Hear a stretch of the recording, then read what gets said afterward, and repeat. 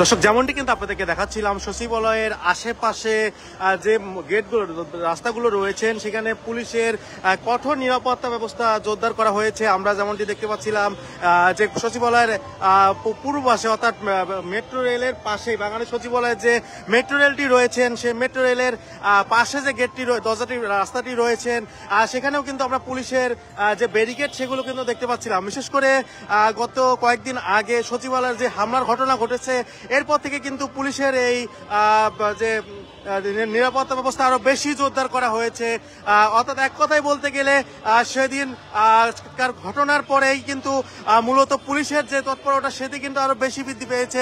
আমরা দেখতে পাচ্ছিলাম ইতিমধ্যে সকল গেটেই, অর্থাৎ প্রত্যেকটি দরজার সামনেই, প্রত্যেকটা রাস্তার মোড়েই কিন্তু পুলিশের যে জল কামান সেটি কিন্তু রাখা হয়েছে এবং পাশাপাশি যে ব্যারিকেড সেটি কিন্তু দেওয়া আছে। অর্থাৎ এক কথায় বলতে গেলে সচিবালয় এলাকা পুরোটা পুলিশ ঘেরাও করে রেখেছে, যাতে করে কেউ হঠাৎ করে ভিতরে প্রবেশ করতে না পারে, এমনকি সেটি ভাঙচুর করতে না পারে। সেদিনকার ঘটনার পরিপ্রেক্ষিতে কিন্তু পুলিশের এমন একটি তৎপর, আমরা যেমনটি জানতে পেরেছি, রমনা জোনের যিনি ডিসি রয়েছেন মাসুদ আলম, তিনি কিন্তু বলেছেন যে পুলিশের সচিবালয় রক্ষা করার জন্য মূলত পুলিশের এমন ব্যবস্থা করা হয়েছে।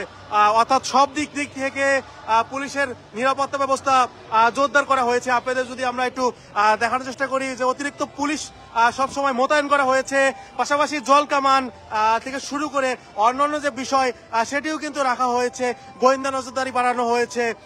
অর্থাৎ সচিবালয়ের ভিতরে ঢুকে ছাত্রলীগের সেদিন যে হামলাটি ঘটেছিল, সেই হামলার পরিপ্রেক্ষিতে মূলত এই ধরনের একটি ব্যবস্থা গ্রহণ করা হয়েছে।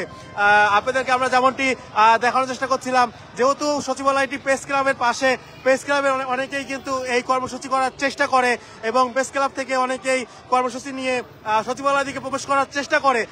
এই কারণেই কিন্তু মূলত তারা এমন একটি আয়োজন করেছে এবং পুলিশের ব্যবস্থা সেটি কিন্তু আমরা দেখতে পাচ্ছিলাম যে তার যেটি বেড়া রয়েছে সেটিও কিন্তু দিয়ে দেওয়া হয়েছে, পাশাপাশি অতিরিক্ত পুলিশ মোতায়েন করে রাখা হয়েছে এবং তিন রাস্তার তিন পাশেই কিন্তু একই রকম ব্যবস্থা করে রাখা হয়েছে এই সচিবালয়কে রক্ষার জন্য।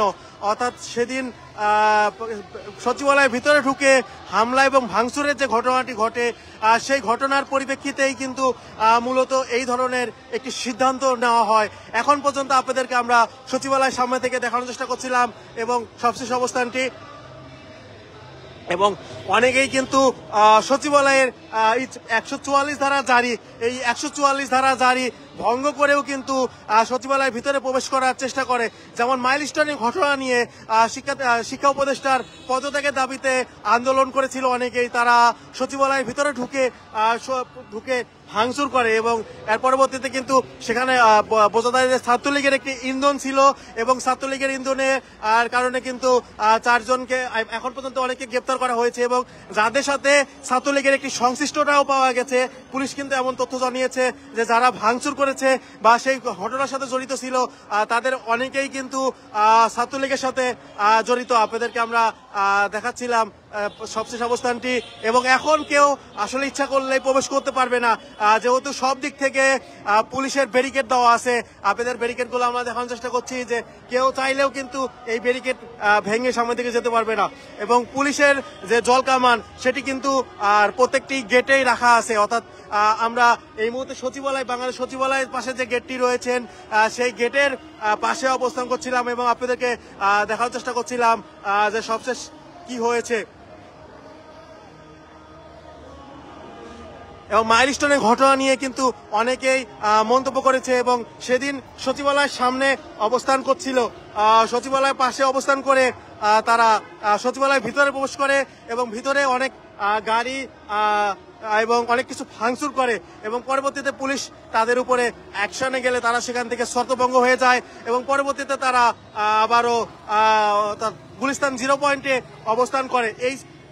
এটি হলো সচিবালয়ের অবস্থান এবং এখন পর্যন্ত এর পরের ঘটনার পরবর্তীতে সচিবালয়ের নিরাপত্তা ব্যবস্থা সেটি কিন্তু জোরদার করা হয়েছে এবং 144 ধারা যেটি ছিল সেটিও কিন্তু বলবৎ রয়েছে।